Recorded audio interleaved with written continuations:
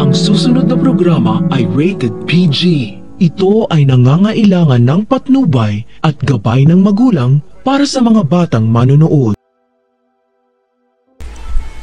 Wala nang kawala si Zoe dahil nabisto na ni Annalyn na may kinalaman sila ni Moira sa pagkawala ni Lolo Pepe, kaya nagsumbong si Annalyn sa tatay RJ niya at kay Giselle. Pero mukhang malulusutan na naman na mag-inang bruha ang paratang ni Annalyn sapagkat ipapalabas nila na ang gagawin nila kay Lolo Pepe ay hanapin nila ito.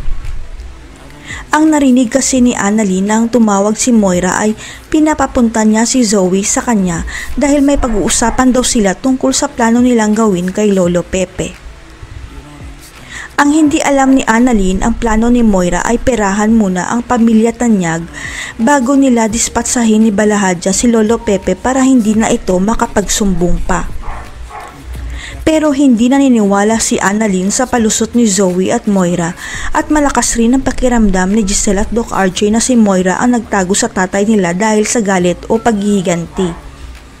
Ang ipinagtataka kasi ni Doc RJ kung ano ang totoong motibo ni Moira para itago ang tatay nila at ayon kay Giselle dahil sa galit o kaya revenge kaya niya itinago si Lolo Pepe. Pero parang ayaw maniwala ni Doc RJ na kasabwat ni Moira si Zoe dahil wala naman itong galit kay Lolo Pepe. Yun ang paniniwala ni Doc RJ dahil yun ang pinapakita sa kanya ni Zoe. Ang hindi alam ni Zoe, kahit malaman ni Doc RJ na hindi siya nito kadugo, tatanggapin pa rin siya ni Doc RJ dahil mahal siya nito at ang ebidensya ay nasa cellphone ni Doc RJ. Na-record ni Doc RJ sa luma niyang cellphone na mahal niya si Zoe kahit hindi siya ang ama nito, kaya hindi niya itatakwil si Zoe kahit ano pa ang mangyari.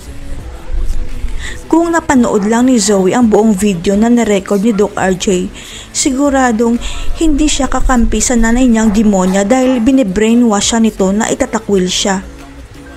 Hanggang sa makaabot na kay Doc Lyndon ang balita tungkol sa pagbisto ni Annalyn kay Zoe at napagtanto ni Lyndon na may nalalaman si Lolo Pepe kaya siya itinago.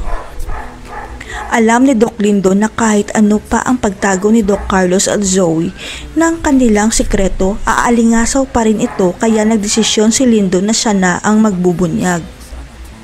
Narinig kasi ni Lyndon ang usapan ni Doc RJ at Giselle na revenge ang motibo ni Moira, kaya biglang nagsalita si Lyndon at sinabing hindi revenge kundi nabisto ni Lolo Pepe ang sikreto nila.